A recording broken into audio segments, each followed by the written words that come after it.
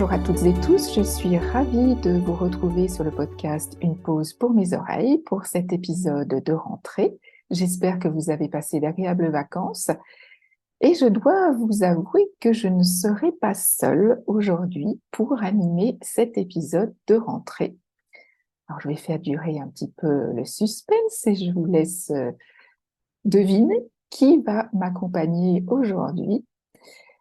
Et c'est bien sûr mon amie et complice de toujours, Stéphanie Renaudin, qui nous fait le plaisir de partager cet épisode avec nous, où nous allons pouvoir échanger sur nos actualités, et peut-être les vôtres aussi, de la rentrée, et celles qui se passent dans le monde de l'audition.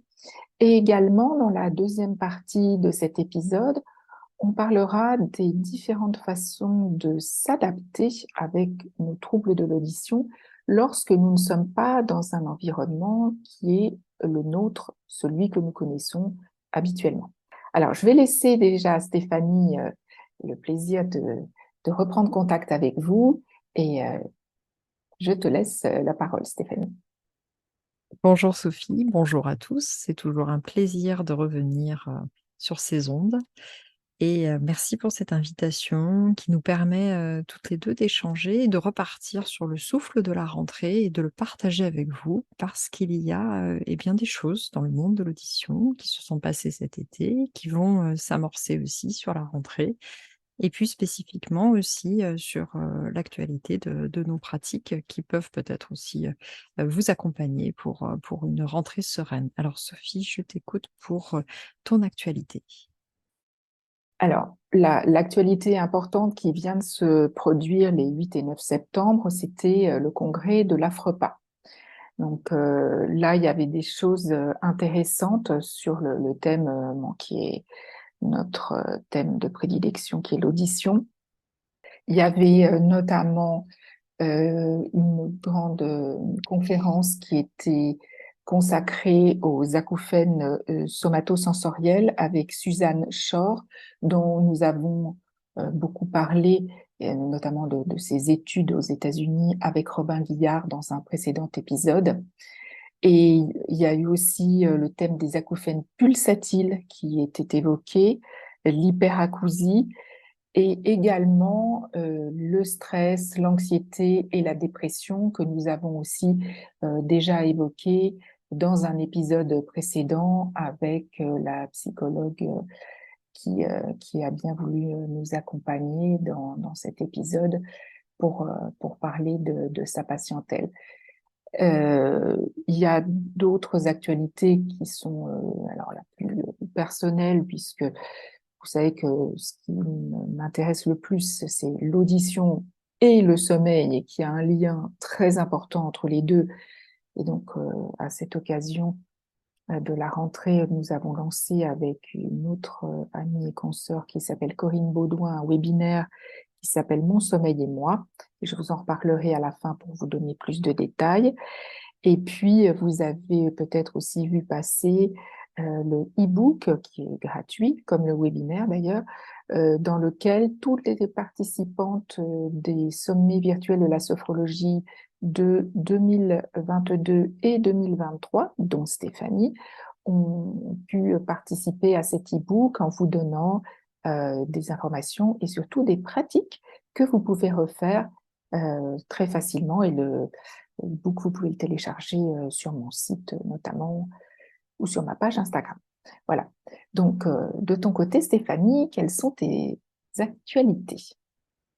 Alors, d'ailleurs, on peut aussi retrouver toi, ton exercice, de rentrée dans l'e-book, car tu y as participé et c'est toujours un plaisir aussi de te lire et de pouvoir reproduire des exercices, puis des trucs à toi aussi, Sophie. Donc, vraiment, je vous engage à, si vous avez quelques instants, à aller voir sur le site de Sophie et sur le site aussi des autres participantes, vous pourrez le télécharger. Il y a 2 choses qui m'ont marquée dans cette rentrée en matière d'actualité. Souvent, on échange avec Sophie sur comment le monde de l'audition est perçu globalement dans les médias. Eh bien, écoutez, il y a quelques jours, dans Envoyé spécial, le 7 septembre, toujours disponible en replay, il y a eu un reportage qui s'est intitulé Arnaque au creux de l'oreille. Moi, je vais juste vous en parler quelques instants pour vous dire tout simplement comment avoir la puce à l'oreille de faire attention à des pratiques qui effectivement se sont répandues avec le 100% santé. On vous en avait déjà parlé lors de l'épisode avec Gabriel Terry, ingénieur à l'UFC Que Choisir, qui avait réalisé le test des appareils auditifs. Depuis ce remboursement intégral par la sécurité sociale et les complémentaires de certains appareils auditifs, eh bien, il y a eu une croissance incroyable de centres auditifs. Eh bien oui, parce qu'il y a bien sûr une manne économique. La problématique, c'est que ces tarifs de ces appareils sont onéreux, que certes, il y a remboursement pour ce qu'on appelle les 100% santé, mais parfois, derrière, il n'y a absolument aucun accompagnement d'audioprothésiste. Or, comme nous vous en avions parlé également en recevant des gens qui sont vraiment diplômés de cette spécialité, donc il faut être accompagné par quelqu'un qui a un diplôme, c'est la loi, quelqu'un qui ne va pas sur plus de 3 lieux, c'est-à-dire plus de 3 magasins pour pouvoir être disponible pour vous. Il ne doit pas y avoir de démarchage à domicile. Bref, dans cette émission d'Envoyé spécial, il y a une enquête, il y a une mise en situation. Bref, vraiment un travail médiatique qui est un petit peu plus proche encore de ce que faisait Élise Lucet qui présente un envoyé spécial. Et je vous invite à peut-être passer tout simplement quelques minutes à le revoir, ce moment de télévision qui est un moment d'investigation, mais qui avant tout est un moment pour transmettre des bonnes informations. Donc, si vous devez vous équiper au niveau d'une audioprothèse, surtout laissez faire un véritable ORL pour faire des premiers éléments. Avec une ordonnance, vous allez voir un véritable audioprothésiste qui doit vous montrer son diplôme. Alors, si je peux t'interrompre une seconde, Je t'en prie. il y a un des épisodes du podcast qui est consacré au choix de l'audioprothésiste. Et ce que vous devez garder à l'esprit, comme vient de le dire Stéphanie, l'audioprothésiste vous accompagne. Le nombre de séances pour les réglages, par exemple, parfois, ça nécessite un certain nombre de rendez-vous parce que les réglages, les appareils sont de plus en plus perfectionnés, de plus en plus technologiques et nécessitent des réglages fins. Et en effet, si vous êtes dans une officine où on vous dit que c'est en 2 rendez-vous, ça doit être réglé, ce n'est pas l'officine qu'il faut choisir. Hein. Stéphanie a tout à fait raison là-dessus. Voilà, et pour terminer dans ce moment d'investigation médiatique, Envoyé spécial a laissé la parole à la chanteuse Oshi, qui a 26 ans et qui a maintenant, qui le sait, la maladie de Ménière. Si vous êtes intéressé par son témoignage, si vous en êtes touché, je vous rappelle que nous avons, nous aussi, dédié des épisodes à la maladie de Ménière, grâce notamment à la participation du docteur ORL Lévy. Voici pour la première actualité. La seconde, elle est plutôt de l'ordre du média écrit, et c'est un magazine que je lis souvent avec plaisir qui s'intitule 01net. Dans celui du 6 au 19 septembre, il y a tout un encart sur comment les nouvelles technologies peuvent accompagner nos problèmes auditifs. Alors, ça a commencé par quelque chose qui m'a beaucoup touchée, c'est que une entreprise qui s'appelle SoundX, avec l'Institut national des jeunes sourds, l'INJS, a conçu un sac à dos vibrant pour pouvoir permettre aux jeunes et aux moins jeunes qui sont malentendants et sourds profonds de ressentir les vibrations de la musique. Donc, c'est tout un système avec une relation avec les fréquences. D'ailleurs, ce système sera proposé pour tout public cette saison à la Philharmonie de Paris, pour que là aussi on prenne conscience. C'est extrêmement touchant comment les personnes qui sont équipées de ce sac disent qu'un nouveau monde s'ouvre à elles. J'ai été vraiment touchée par ce témoignage. Et puis, il y a également d'autres personnes qui sont citées pour dire que le monde auditif, il change de visage. Alors, on part comme le disait une des intervenantes, de peut-être le professeur Tournesol, qui est un savant émérite, mais qui est un petit peu tourné en dérision à cause de sa surdité, alors que c'est un homme très savant, c'est le cas de dire. Et bien maintenant, il y a aussi beaucoup d'influenceurs qui vont parler de leur handicap auditif, de leurs problématiques, mais qui vont aussi en parler positivement. Alors, il y a notamment Rose Paynel, et puis il y a aussi le rappeur qui est sourd, qui s'appelle MRS, Matteo Rapper Sound, si vous voulez découvrir un petit peu ces personnalités qui s'engagent aussi pour parler de l'audition. Donc, pour terminer sur les nouvelles technologies, c'est vrai qu'un appareil adapté peut y en avoir de différentes sortes, soit un intra-auriculaire, soit un tour d'oreille, soit en tout cas, on peut accéder avec des nouvelles technologies telles que le Bluetooth sur la téléphonie mobile, utiliser finalement ces aides auditives aussi comme des écouteurs de musique, comme de quoi écouter des podcasts comme le nôtre. Donc, il y a vraiment le fait que ce n'est pas que l'aide auditive. Donc, ça permet aussi de passer un cap psychologique pour s'équiper quand on en a besoin. Voilà. Et puis, ben, l'intelligence artificielle, tu sais, Sophie, on en entend parler en long, en large, en travers, partout. Ben oui, ça peut arriver aussi dans les implants, dans les tours d'oreille ou dans les implants, dans les intras pour les aides auditives. Ils vont nous permettre d'augmenter notre confort. En tout cas, c'est la promesse d'un des fabricants de ces appareils qui indique qu'en fait, grâce à l'intelligence artificielle, eh bien, les sons sont séparés entre les sons secondaires et primaires et ça permet de limiter la fatigue de la personne qui porte l'aide auditive et de mieux adapter notamment aussi audition si on est malentendant et aussi musicien. Bref, des portes qui s'ouvrent pour l'audition. Alors, merci Stéphanie pour ces actualités en matière d'audition. Ce que je vous propose, c'est de vous rappeler quelque chose que j'ai déjà annoncé plusieurs fois. Vous savez que ça va bientôt faire 2 ans que ce podcast a été créé et que je vais probablement m'arrêter à la fin de l'année. Parce que j'ai quand même un petit peu balayé tous les thèmes et je pense qu'il y a un moment où il faut savoir s'arrêter, ce qui ne veut pas dire qu'il n'y aura pas des épisodes exceptionnels de temps en temps et que nous reviendrons vers vous. Mais avant d'arrêter, j'aimerais pour ceux et celles qui ont des thèmes qui les intéresseraient et qui n'ont pas encore été traités, que vous me les transmettiez par mail, par Facebook, Instagram, ce que vous voulez. Mais ça m'intéresserait parce que ça me permettrait de pouvoir les traiter dans les derniers épisodes avant la fin de l'année. Et puis, la deuxième chose, c'est ce que j'ai commencé à dire tout à l'heure. Je me suis rendu compte pendant l'été, alors, en fonction des lieux, on change pour ceux qui ont la chance de pouvoir partir, de changer de lieu, de vie, de l'endroit où on dort, l'environnement. Et en plus, en ce moment, avec les très fortes chaleurs, ça a un impact aussi sur la façon dont on vit avec nos troubles de l'audition. Ça peut, pour ceux qui sont appareillés, donner l'impression d'avoir encore plus chaud, d'avoir les contours d'oreilles, par exemple, ça tient chaud. Les bruits qu'on peut entendre dans des environnements qui ne sont pas nos environnements habituels peuvent aussi être dérangeants, notamment, et vous me voyez arriver, sur les effets que ça va avoir sur notre sommeil.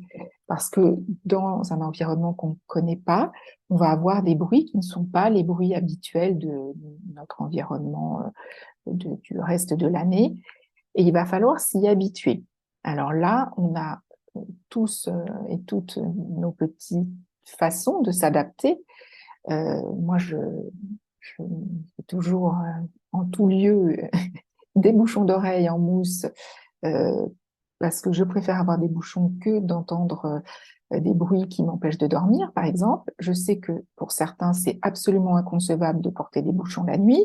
Donc, je ne sais pas, on va échanger avec Stéphanie sur le sujet, mais l'été ou les vacances ou des réunions de travail qui vous emmènent en présentiel à l'extérieur de l'endroit où vous habitez, ça peut donner des soucis parce que du coup, si vous entendez des bruits qui vous gênent, qui vous empêchent de dormir, vous allez avoir, en plus de vos acouphènes, de vos troubles de l'audition, le problème de sommeil qui va se surajouter et donc de la fatigue. Et vous savez que quand on est fatigué, on est plus sensible à nos acouphènes et donc on va moins bien dormir et on va se mettre dans une spirale infernale que beaucoup d'entre nous ont connue ou connaissent encore. Et pour toi, Stéphanie, est-ce que tu as eu aussi ce type de problématique ou tu les as déjà rencontrées ou pas du tout? Alors oui, je trouve ça très intéressant que tu mettes l'accent sur ce cadre qui change et dans lequel, notamment au moment de l'endormissement, il peut y avoir une survigilance, puisque ce sont des sons que nous n'avons pas identifiés. Or, nous vous avions bien expliqué comment ça fonctionne, ce lien entre l'audition et l'attention. Mais on peut aussi jouer sur l'audition et l'émotion, puisque les 2 sont également des actants. Alors je vais peut-être moi plus, essayer d'être dans cette optique-là. Alors je suis comme toi, j'ai toujours un peu les bouchons, d'oreilles, dans le sac de voyage. Mais grâce à la couleur, on va dire, des sons qui sont nouveaux autour de moi, s'il y a effectivement quelque chose d'agréable, je vais, attacher mon attention vers ce nouveau son pour, y lire, une couleur différente et donc grâce à cette émotion plus positive, je vais apaiser cet état de survigilance, donc abaisser les tensions et aussi, en ce qui concerne l'audition, je vais retrouver un état, une stabilité que je connais un peu plus dans mon environnement classique. En ce qui concerne la journée, nous en avions parlé également ensemble, le lien entre tous nos sens.